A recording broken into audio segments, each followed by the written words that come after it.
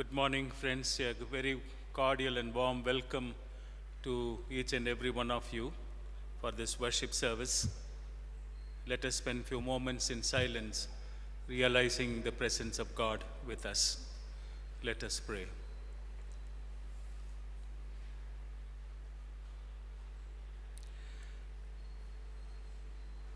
Our loving, gracious Heavenly Father, you came into this world to save the fallen humanity.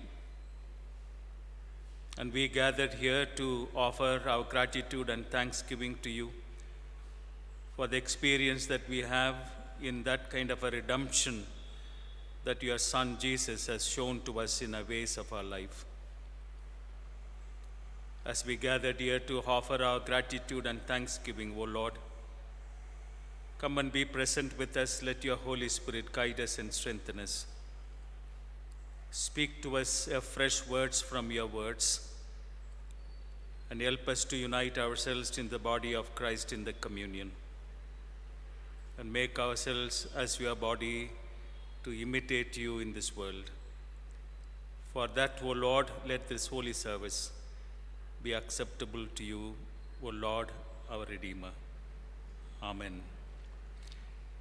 Let us all stand and sing to the glory of God the hymn 136, My Faith Looks Up to Thee, Thou Lamb of Calvary. 136.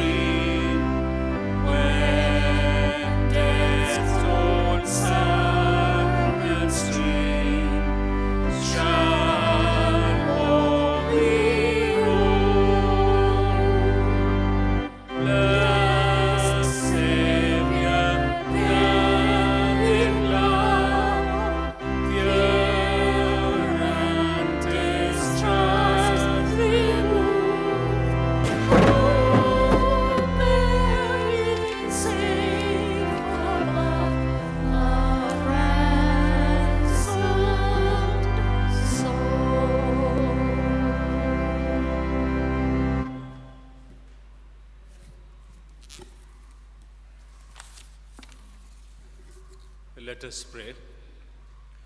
Great and merciful God, your life is the source of all our lives. Your mercy is our only hope. Your high eyes watch over all your creatures. You know the secrets of our hearts.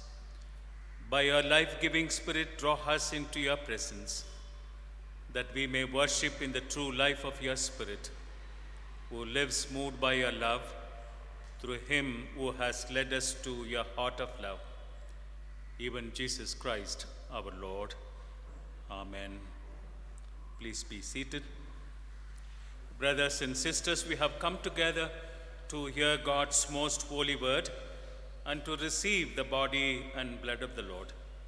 Let us therefore kneel and examine ourselves in silence, seeking God's grace, that we may draw near to him with repentance and faith.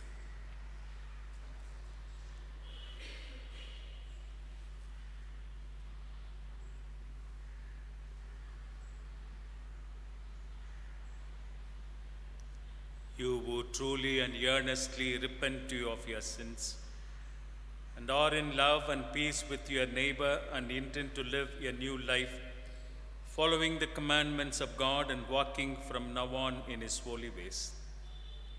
Make your humble confession to the compassionate God, that you may be reconciled anew to him through our Lord Jesus Christ. God of compassion, we confess that we have sinned against, we will all say it together. O God of compassion, we confess that we have sinned against you and our sisters and brothers. We have not been true followers of your new way in Christ. We have not shared in your liberating work in the world. We have fallen short of your glory. In your great compassion, make us clean from our sin and set us free in the joy of your Spirit, that we may serve you with new lives through Jesus Christ, who gave his life, that we might live in peace with you and with all creation. Amen. Hear the gracious word of God to all who truly turn to him through our Lord Jesus Christ. Though your sins are like scarlet, they shall be like snow.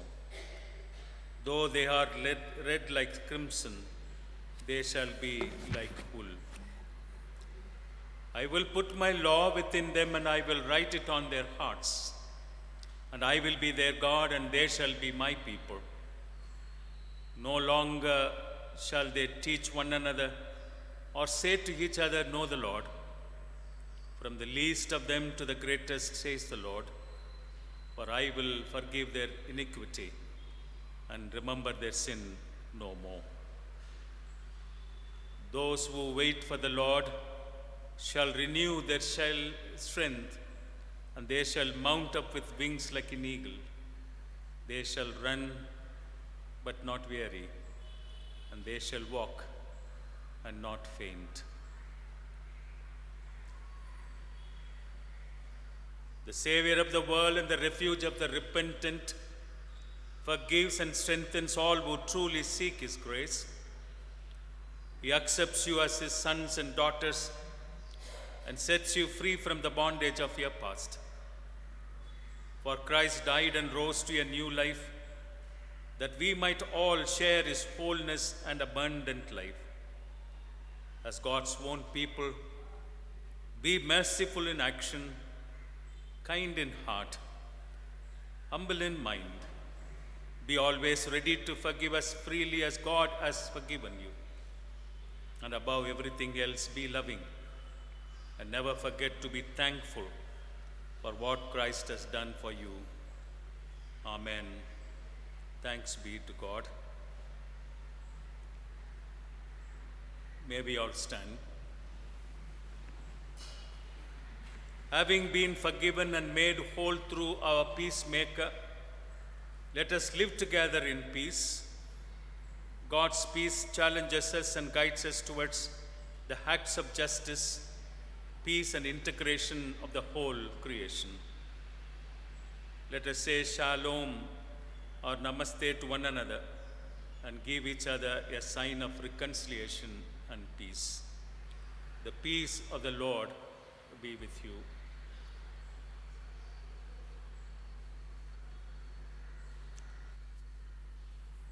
While remain standing, let us all pray together the collect for the day.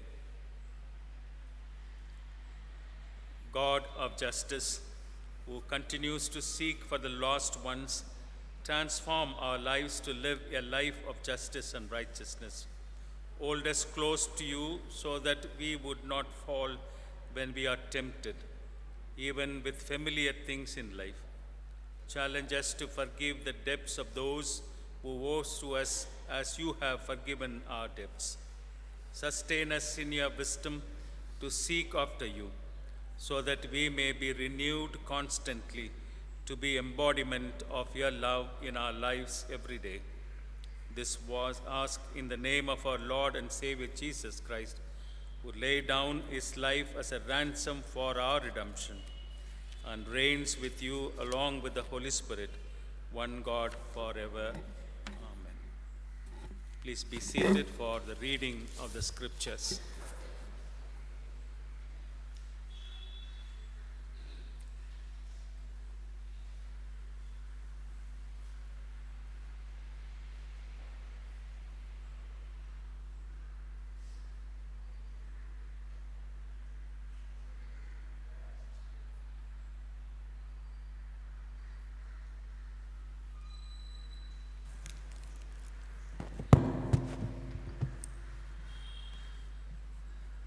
The Old Testament reading is taken from the book of Genesis, chapter 3, verses 1 to 10.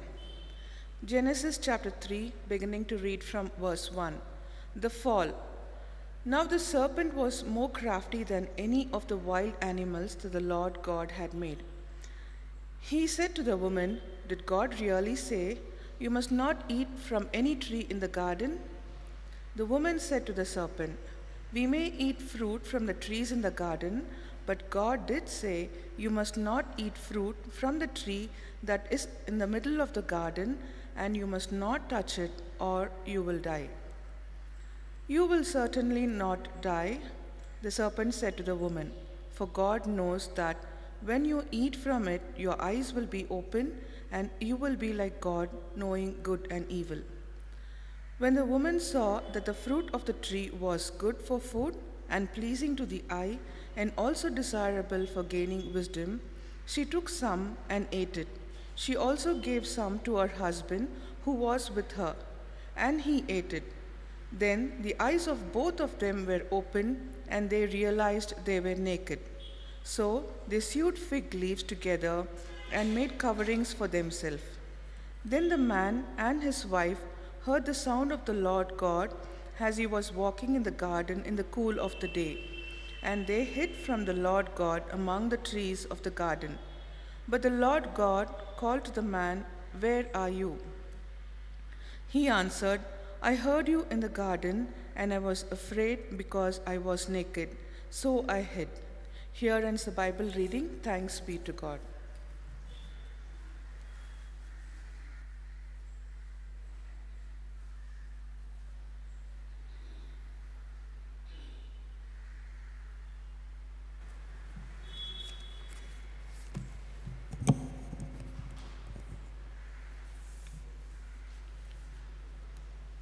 The epistle reading is taken from the book of Romans, chapter 3, verses 21 to 26. Romans chapter 3, beginning to read at verse 21. The righteousness of God through faith. But now the righteousness of God has been manifested apart from the law, although the law and the prophets bear witness to it, the righteousness of God through faith in Jesus Christ for all who believe. For there is no distinction, for all have sinned and fall short of the glory of God. And we are justified by his grace as a gift through the redemption that is in Christ Jesus, whom God put forward as a propitiation by his blood to be received by faith. This was to show God's righteousness because in his divine forbearance he had passed over former sins.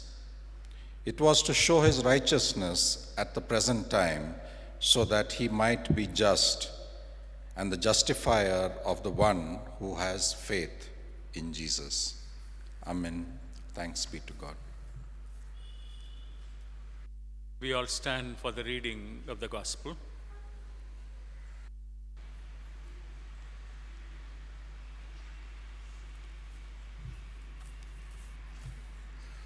The Gospel lesson is taken from the Gospel according to St. Matthew, chapter 18, verses 23 to 35.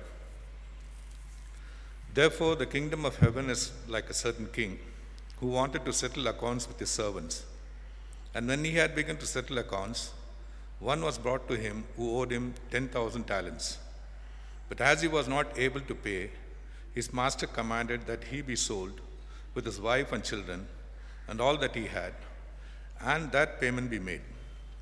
The servant therefore fell down before him, saying, Master, have patience with me, and I will pay you all.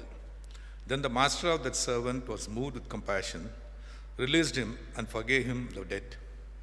But that servant went out and found one of his fellow servants who owed him 100 denarii, and he laid hands on him and took him by the throat, saying, Pay me what you owe. So his fellow servant fell down at his feet and begged him, saying, Have patience with me, and I will pay you all. And he would not, but went and threw him into prison till he should pay the debt. So when his fellow servants saw that had been done, they were very grieved and came and told their master all that had been done. Then his master, after he called him, said to him, You wicked servant, I forgave you all the debt because you begged me. Should you not also have had compassion on your fellow servant, just as I had pity on you? And his master was angry and delivered him to the torturers until he should pay all that was due to him. So my heavenly Father also will do to you if each of you from his heart does not forgive his brother his trespasses. Here ends the gospel written. Praise be to thee, O Christ.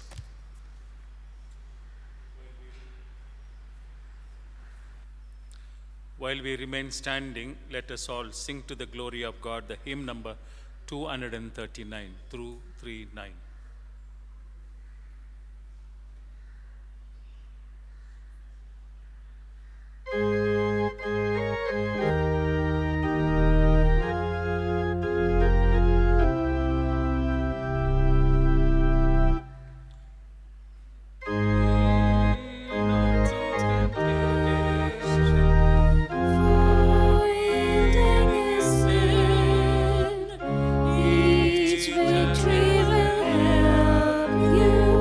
Some others to win.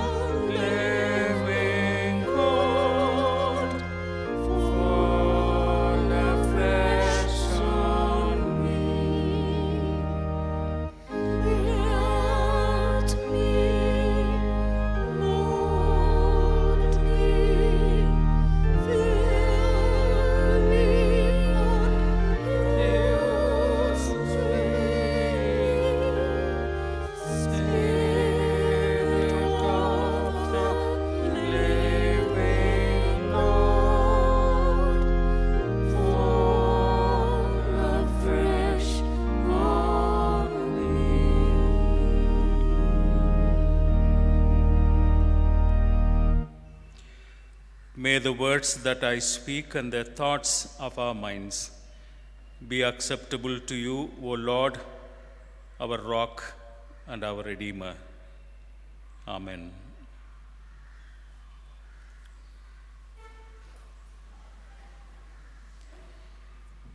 Last Sunday, we were meditating upon goodness in God's creation. In that particular meditation, we reflected upon that God's creation was good. Everything that He was created was acceptable by God. And today, according to CSI lectionary, we are called to meditate upon the fallen humanity, the fallenness. When we look about the fall or the sinful creatures of human being, it is sometimes we think of sin as a smaller moral and ethical ones. I was a drunkard, now I am not drinking. I was a smoker, now I am not smoking. This kind of a small understanding of moral and ethical values, we think that sin is embodied in our lives. But when we look at the fallenness or the sinfulness in the Holy Scripture, it talks about the fallenness of the expectation of God in our lives. It's not only moral and ethical of individual life, but also deviating from the purpose of God, missing the direct link with our God, or leaving the expectation of God is considered to be sin or fallenness in the Bible. There are three aspects of fallenness that we can see. One is the fallenness of an individual, the fallenness of a community, and also the fallenness of the church. If you can look at the fallenness of individual, we come to know about in Genesis chapter 3, when the serpent was testing the people of God at that point of time, Adam and Eve. At that point of time, the purpose of this temptation comes to them. Did your God told you not to eat this fruit? And immediately Eve says, yes, God told us not to eat, that we are not eating. The tempter tempts the people to say, if you eat this fruit, you will also become God-like. So the first temptation, the first fallenness comes into the whole creation, the created beings suspecting the Creator and wants to become God themselves. So when the serpent tempting these people, if you can eat this fruit, you will become God-like. At the same time, you will be the master to know good and evil in your life. Now you are a very sacred being. But you will know good and evil, and you have got the chance to decide your future on your own. And that is the first temptation came into the Bible. And because of the disobedience of the early humanity, the sinful nature came into the whole creation. Many of the writers used to say, because of this fallenness of humanity, there was no link between God and humanity. There was no link between the creation and God. And also there is no link between the farming land with the land and the people who are living at that point of time. It is an estrangement from God, an estrangement from the creation, and exchange from the land. If you can look at the first and the second chapter, we see the two important narration of creation was foretold. In the story of that creation, we see is that God is the center of everything. God interrelates with the human beings. God interrelates with the animal kingdom. God relates with the whole creation. So everything was in harmonious, and people were very happy that Adam and Eve and God is very happy to live in that kind of a situations. When sin enters because of disobedience, the purpose of God is destroyed in the beginning itself. Even the division in the family. In the 3rd chapter, when God comes and calls Adam, "Where are you?" And he says, "I am hiding." What happened? Did you eat the fruit which I have forbidden from you? And if suppose in the 2nd chapter, if you can look at in Genesis, when Adam had seen another person next to him, another woman, immediately he says, "She is bone out of my bone and flesh out of my flesh." There was a unity. There was one union of husband and wife. Because equal image, equal likeness, and immediately he sings a song of divine love by saying, "She is bone out of my bone and flesh out of my flesh. I am male and she is female." But when the 3rd chapter, when the sin enters, even the division between male and female is established. Adam says that, "Lord, what you have created, that woman gave me, I ate. Here no bone out of my bone and flesh out of my flesh." Because that is what, when the sin enters, the division takes place, even in the family. I was all alone, I was all right. It is your problem. You only created this woman and she gave me, I ate. What you should have done, what you should have said, "Lord, we both hate, because bone out of my bone, flesh out of my flesh." We both hate and we are sinful creatures. When the sin enters into humanity, the division starts, hatred starts, blaming starts, and the fallen humanity starts. The same level, Adam and Eve were sent away from the Garden of Eden. A life which was lived in an harmonious way, now they were thrown out to look at what is good and what is evil for themselves. It is more or less kind of an absence of God in that kind of a situations. You till your own land. Everything was available for the early created beings. Now they have to work hard in the labor, in the farms, and they have to eat. So if you can look at in the early stages, the individual sin is centered around that we become God ourselves. We decide what is good and what is bad for ourselves. And we never give a chance for God to decide in any of our actions.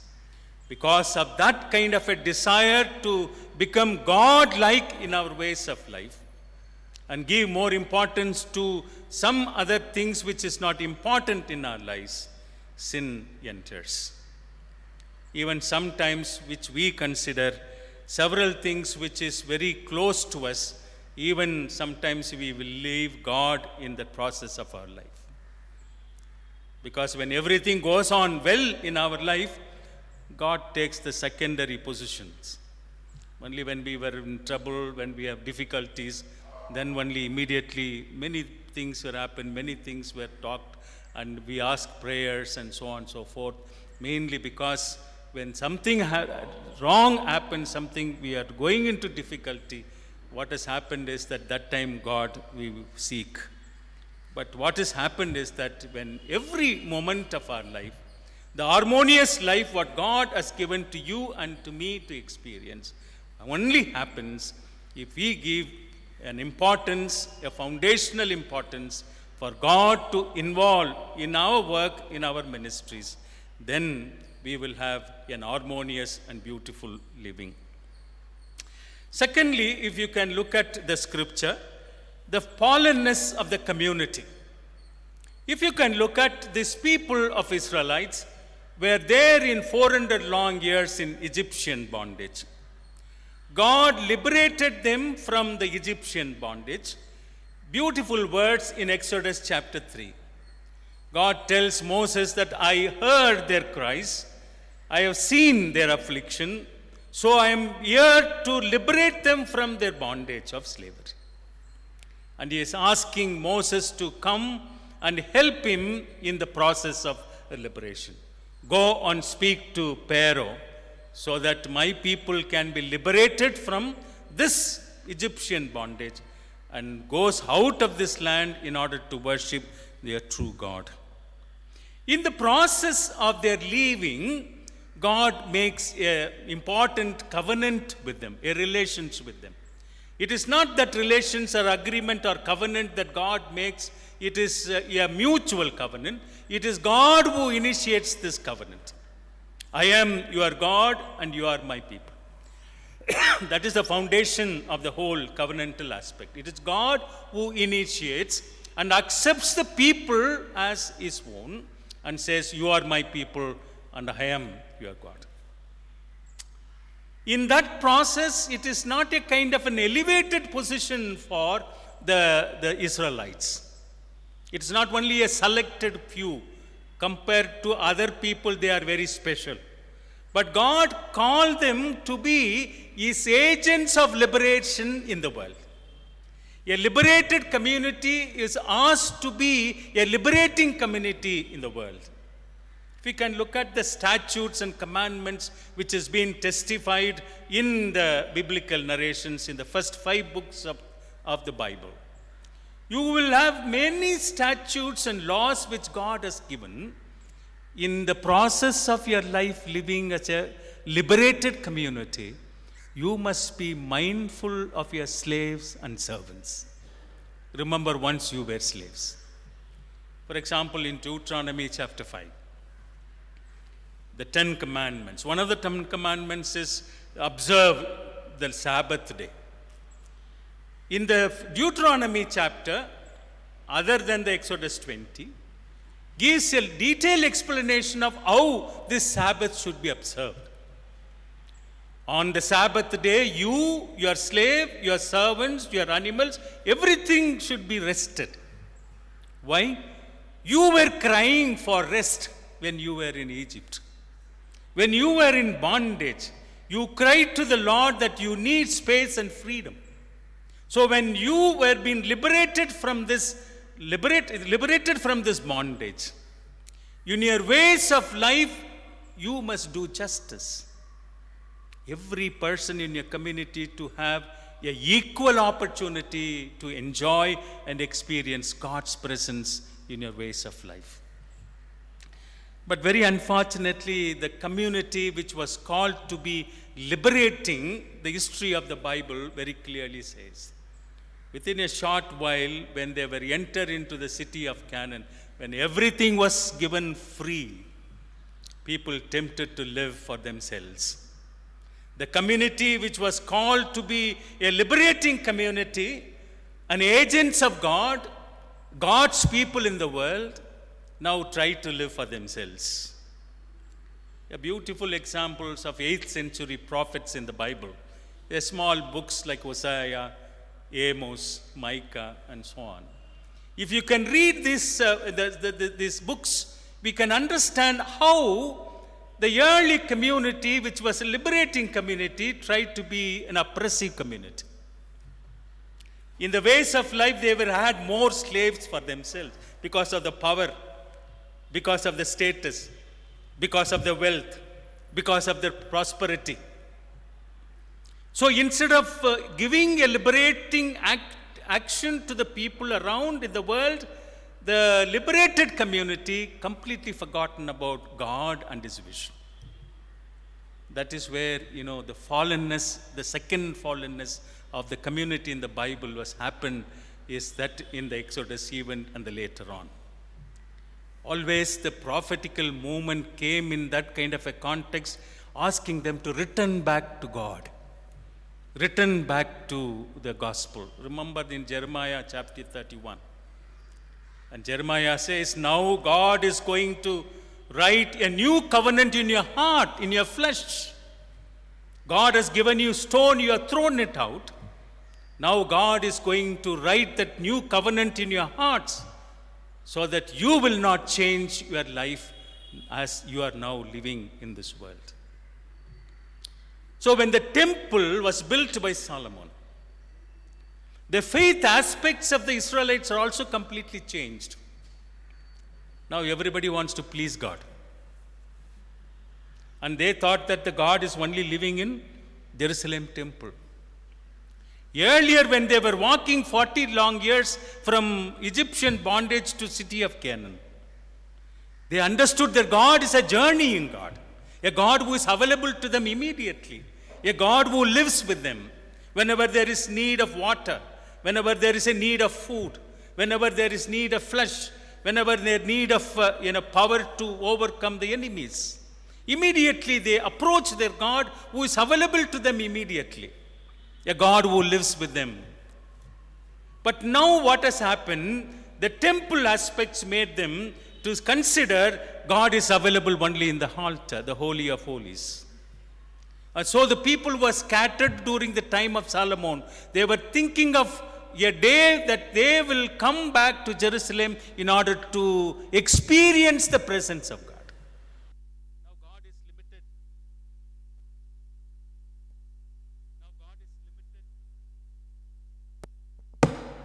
Now God is limited only to the temple. Since the temple is become the center, God has taken the second position. Rituals become first, sacrifice has become the first, offertory has become the prime. And so, in order to please my God, I need to give offertory, I need to give sacrifice, I need to follow certain statutes and laws as for the temple requirements. So the temple become the pure, the temple become the center of the faith, and the people who are doing a temple works like priest and high priest become the center of activities. So the position of God is taken by the priest and the temple rituals. Again, the community has fallen short. And that's the reason why Amos in the 5th chapter, he says, God will not accept your offertories. God will not accept your sacrifices. God will not hear your cries. God will not hear your prayers. God will not hear your singing. 5th chapter of Amos. Why? In the ways of your life, day-to-day life, when you were slaves, you have been liberated.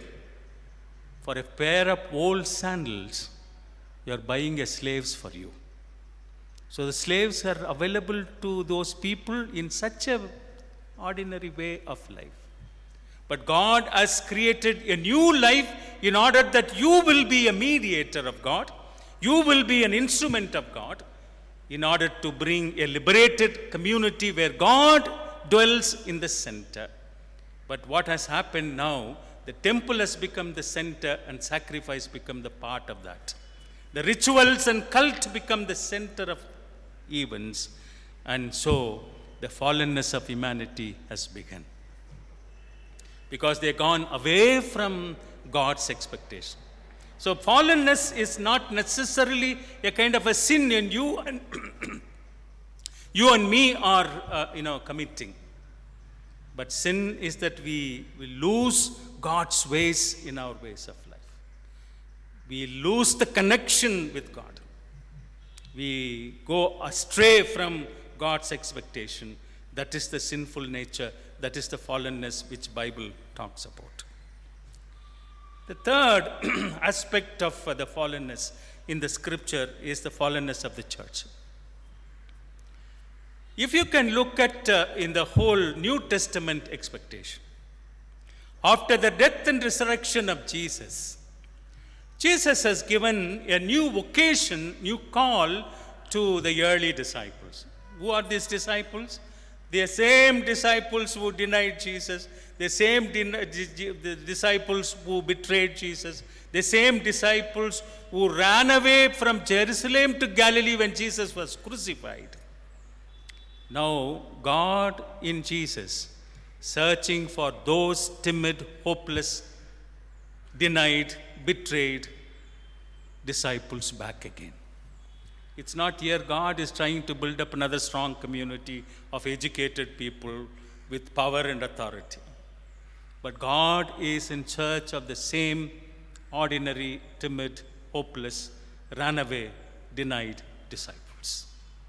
And He goes and reveals to them, here I am. See my wounds.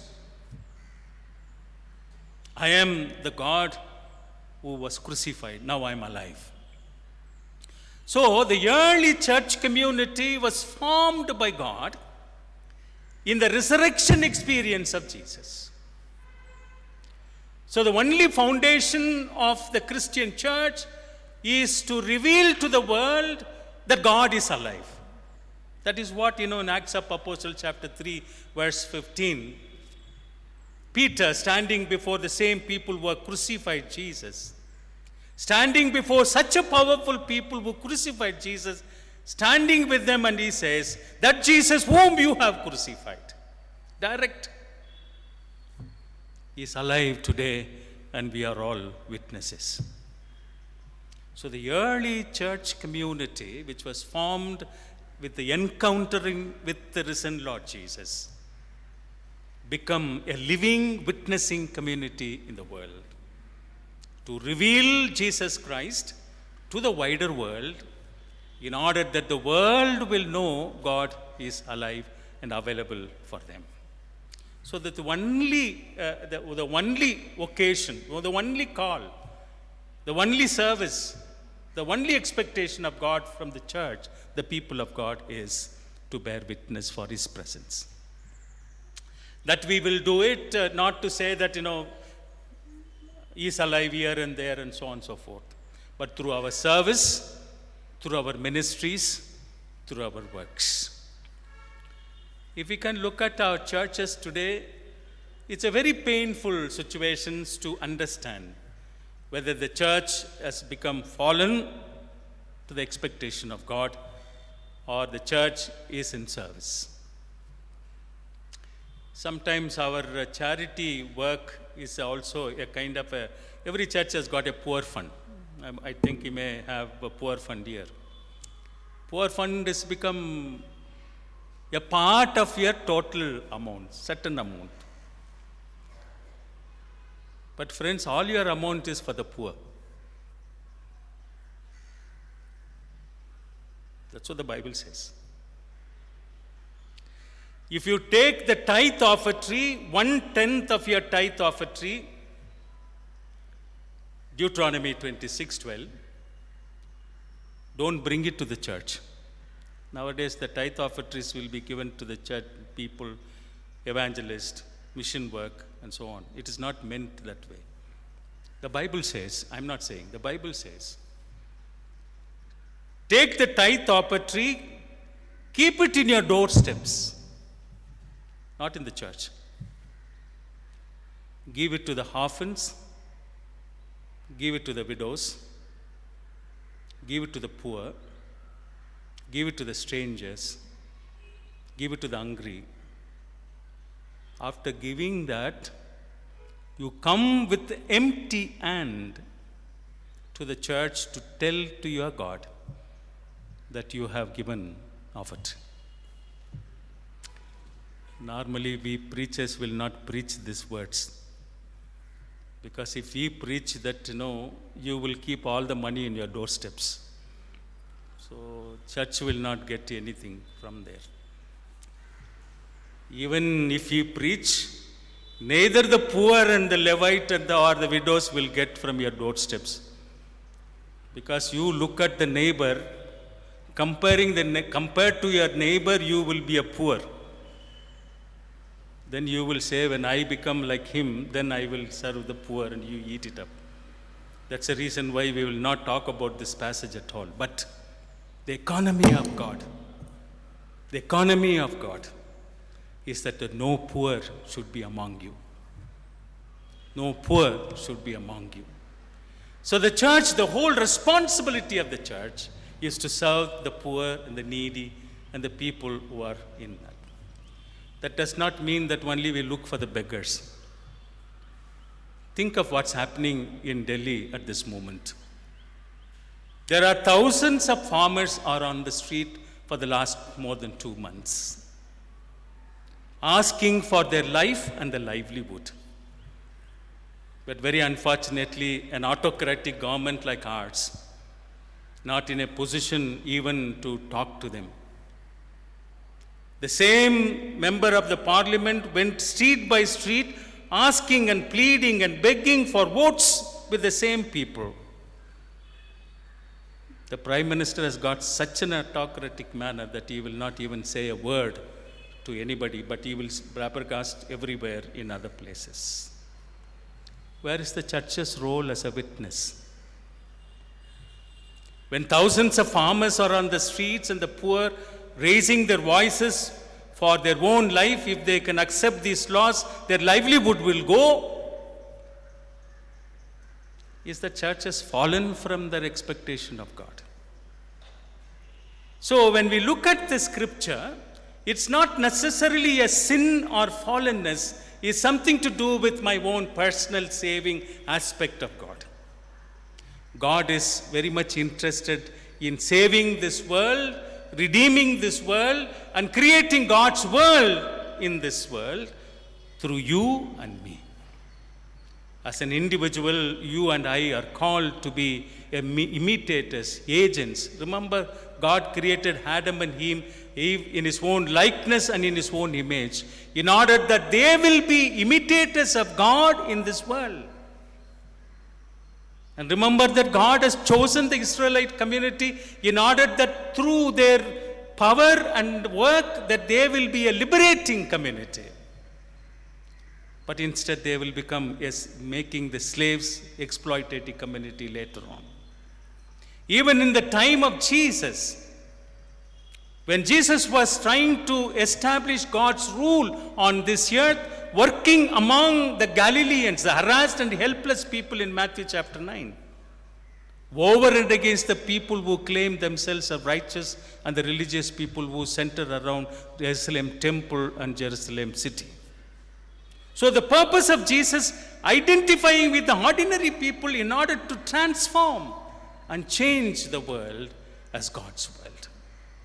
So today, when you and me are meditating upon the fallenness, how fall short of God's expectation that we become as an individuals, as a community, as a church.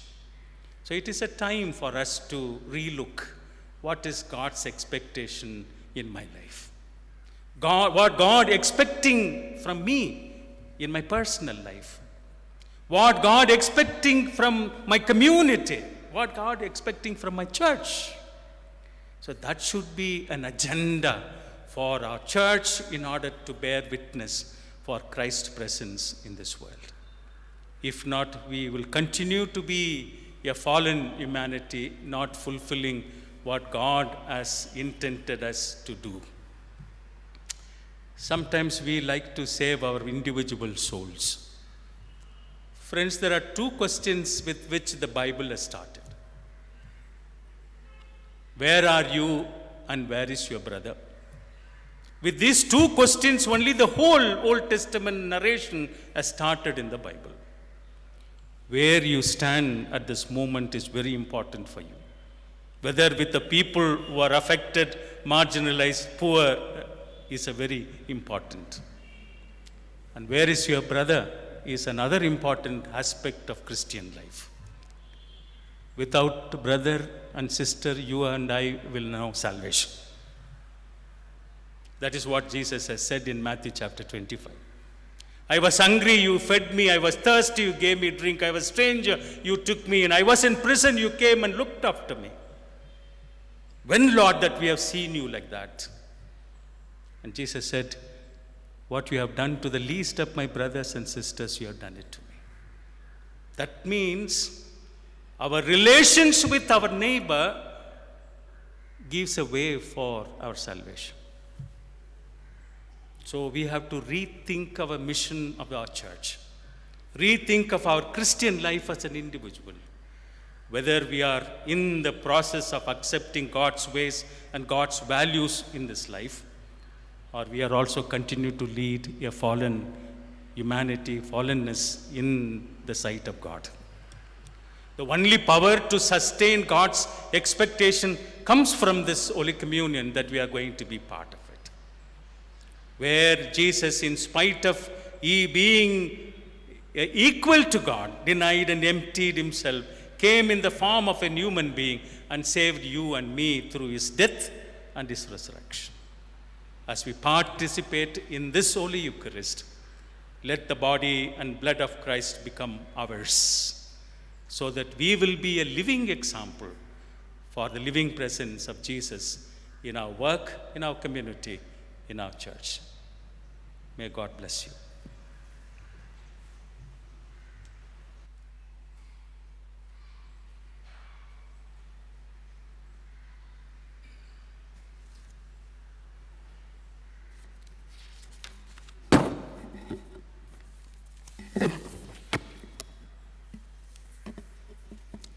May we all stand and affirm our faith through the Apostles' Creed.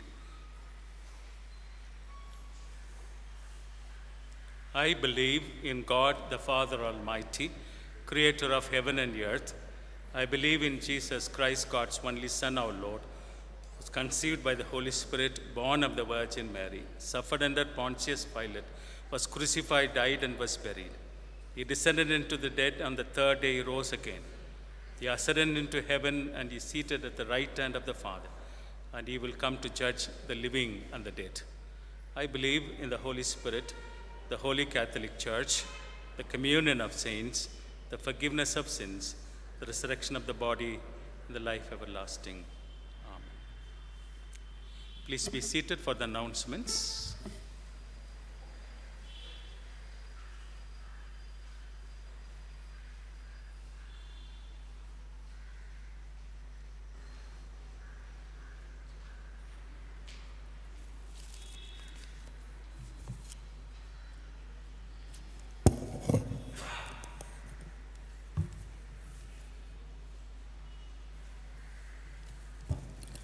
We welcome all of you to our worship service this morning.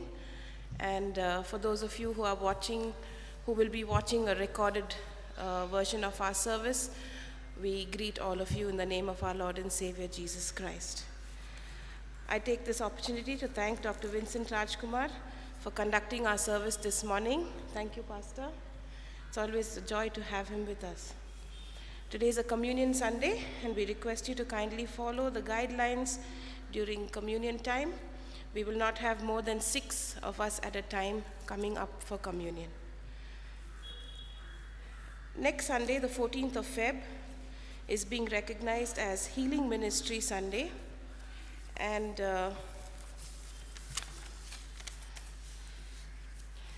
this is something that is recognized by our diocese, and for the contribution of medical personnel involved in the ministry of healing.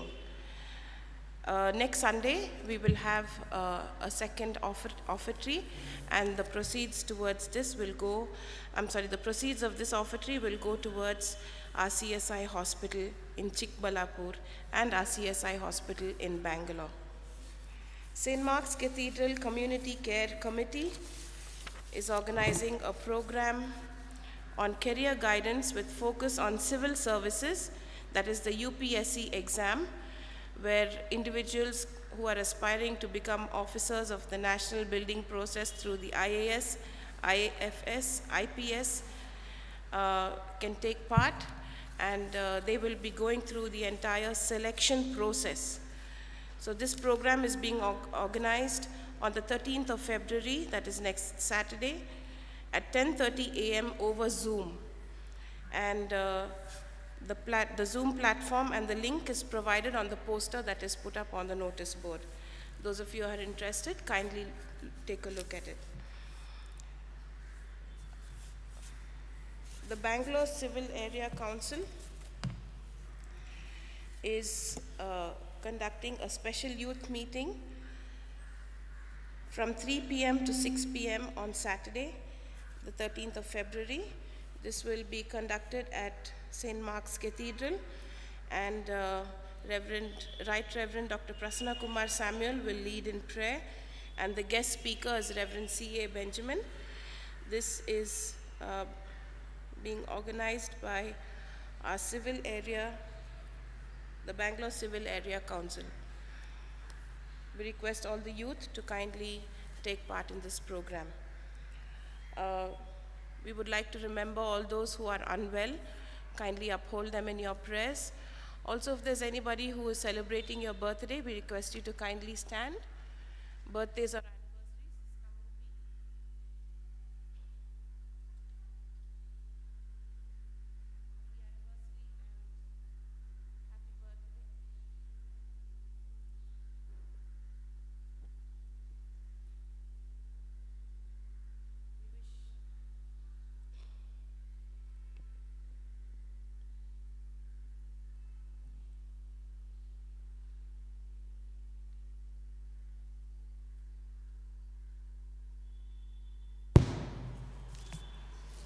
we wish all of you a happy birthday and happy anniversary as well. We are sad to inform you that our dear pastor, Reverend Violet's father, Mr. Bhaskar, passed away day before yesterday night, and they're still waiting for a confirmation from her sister, who is to travel from Australia. If she can come, then the funeral will be most probably on Wednesday. If she's unable to make it, it would be tomorrow. However, the case may be, we will keep you informed over the congregation group and the various other groups of our church on WhatsApp. If you would like to know any further details, you're most welcome to call me at any time, and I'll be happy to help you. I request that all of us stand to pay our respect to Pastor's father.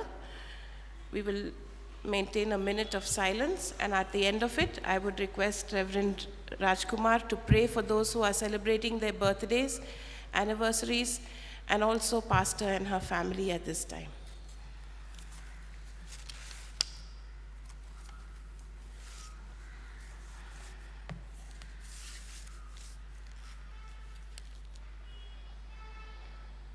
Gracious God, we believe that our lives comes from your throne of grace. We live in this world by your providence and your goodness. When our life comes to an end, we return back to the source from where we have come from. This is what our Christian faith affirms. In that level, we pray that one of your servant, Mr. Bhaskar, who lived on this earth according to your expectations and goodness and mercy, today we believe that he has come back to you in order to find eternal joy and peace in your holy community. We thank you for his life and his witness and his commitment, and also his leading his family till this moment of his life. We pray for our dear pastor and his brother and his other sister. We commit all of them into your throne of grace. No words can adequately offer our consolation and peace to them at this point of time. But we know that you are our eternal Father, who hears our cries, and we know our affliction. Continue to be with them, O Lord, and console them by your presence, and make them to know that death is not end of our life. Death is the beginning of our life in eternity. In Jesus' precious name we pray. Amen. Please be seated. May I request the people who are celebrating their birthdays and anniversaries to kindly stand so I can offer a prayer once again. Mr. Robert Ratanakumar, Mr. Simeon Rajkumar, Mrs. Angel Christopher, Deena Neha Vijayakumar, Manoj P. Jacob, Prithina Samuel, Arun Wesley Solka David, and Monisha are celebrating their birthdays. And Priyadarshini and Saravanan, Melvin, James, and Mageshwari, Pushpavati, and Mani Devaraj are celebrating their wedding anniversaries. We wish them God's blessings. Let us look to God in prayer. Our gracious Heavenly Father, we know that our lives comes from you, and every moment that we live is because of your grace and your mercy. We pray for each and every one of your servants, your children who are celebrating their birthdays. Thank you, Lord, for enabling them to see another year in their life. Continue to give them good health and strength, and enable them to lead a life worthy of your calling and bring glory and honor to you. We pray for those who are celebrating their anniversaries. We thank you, Lord, for the wonderful way that you are guiding them and strengthening them as they promise to I will to each other. Let their kind of an acceptance and unconditional love dominate in their life of understanding, so that there will be a model and witnessing life to many people. Thank you for hearing our prayers. In Jesus' matchless name we pray. Amen. Please be seated. Thank you, Pastor, and wishing all of you a great week ahead. God bless.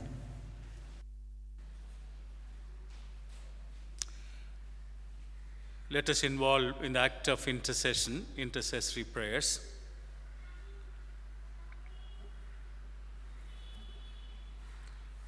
And after every bidding, your response will be here, our prayer. We pray for your church in this world, and it may be obedient to your will and strong in your spirit to show your love and glory to all people. We pray for our country and all other countries, that people may live in peace with justice and honor. We pray for the poor, the helpless, the sick, the bereaved, and all the victims of greed and persecution, that you may rescue them. We remember with gratitude the lives of those who have died in faith, and pray that we too may be given strength and courage to follow in your way to the end. Eternal God, our Father, we commit our struggles and suffering into your Son's wounded hands, our hopes and aspiration into his praying hands, our poor, hungry, and exploited fellow human beings into his just and caring hands, our living and departed into his hands that holds the key to the future. Blessed be the Lord forever. Amen. The grace of our Lord and Savior Jesus Christ, and the love of God and the fellowship of the Holy Spirit be with you all. Amen. May we all stand for the breaking of the bread.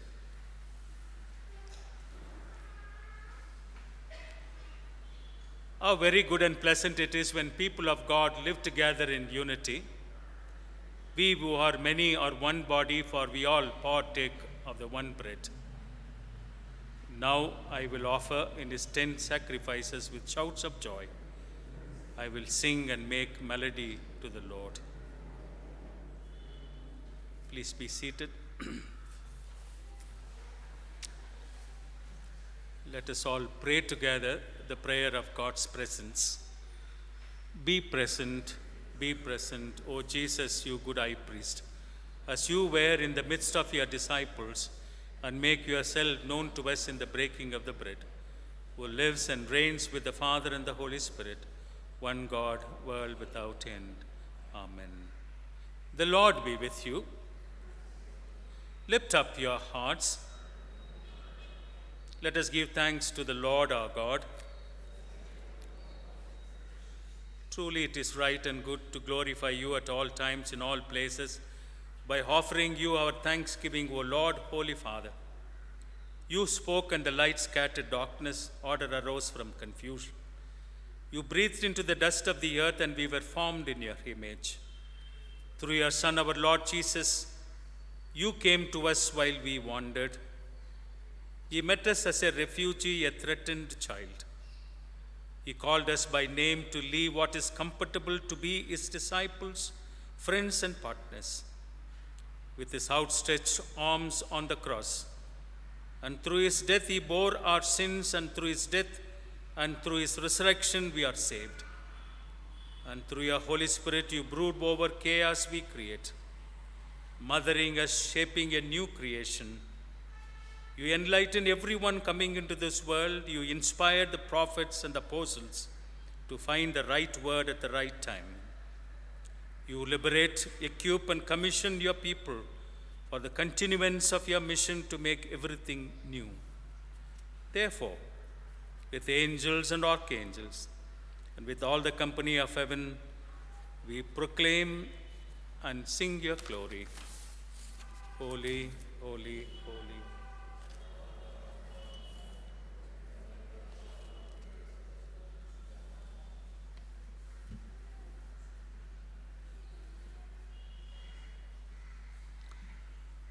Our Lord Jesus Christ, on the night that he was betrayed, took bread, and when he had given thanks,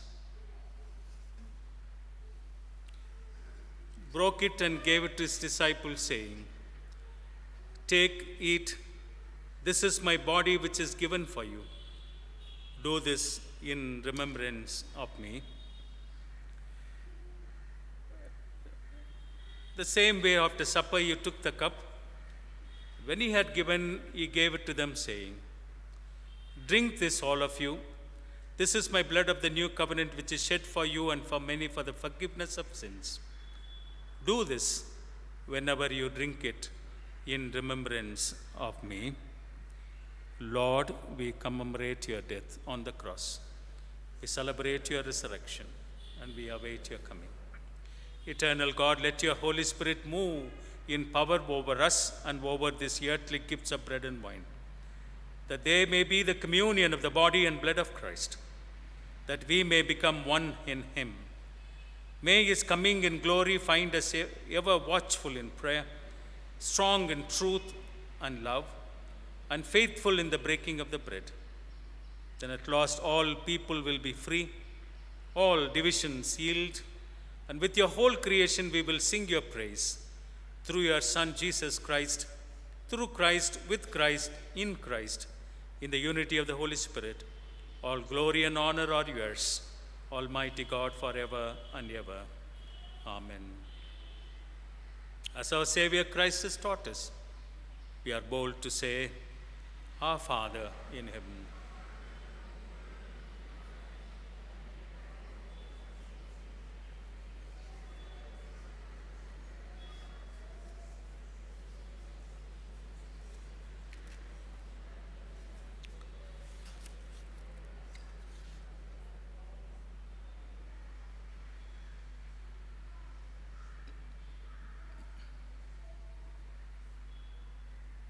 Let us all say together the prayer of humble access. We do not presume to come to this your table, merciful Lord, trusting in our own righteousness, but in thy manifold and great mercies. We are not worthy to so much as gather up the crumbs under thy table. You are the same Lord whose nature is always to have mercy. Grant us grace, most gracious God, so to eat the flesh of your dear Son, Jesus Christ, and to drink his blood, that our sinful bodies and souls may be made clean by his most precious body and blood, that we may evermore dwell in him and he in us. Amen. When we break the bread, do we not share in the body of Christ? When we lift the cup, do we not share in the life blood of Christ? O Lamb of God, who take away the sin of the world,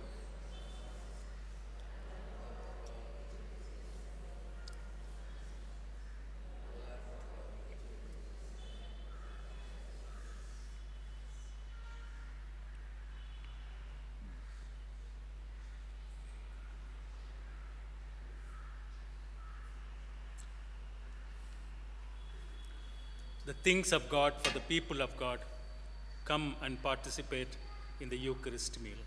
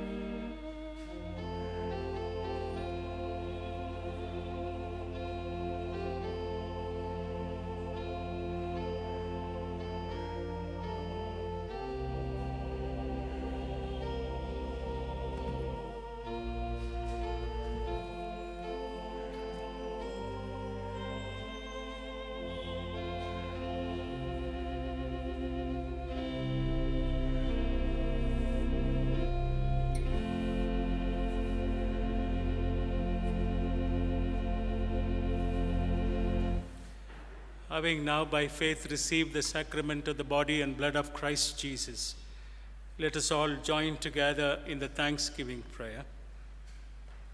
O gracious God, you have fed us with the spiritual food of the most precious body and blood of your Son, our Savior, Jesus Christ. You have assured us in these holy mysteries of your favor and goodness towards us, and that we are living members of the body of your Son and heirs of your eternal kingdom. For these great benefits we thank you, and in union with your Son, we offer you ourselves as a living sacrifice. And now, Lord, send us out to do the work you have given us to do, to love and serve you as faithful witnesses of Christ our Lord. Amen. Blessing and glory and wisdom and thanksgiving and honor and power and might be unto our God forever and ever. Amen. The peace of God which passeth all understanding, keep your hearts and minds in the knowledge and love of God and of his Son Jesus Christ our Lord. The blessing of God Almighty, the Father, the Son, and the Holy Spirit be amongst you and remain with you always.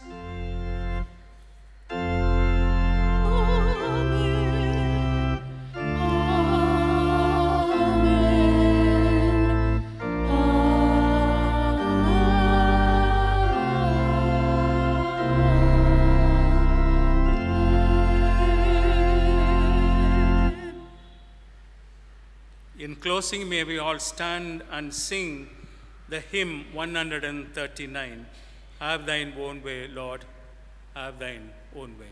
139.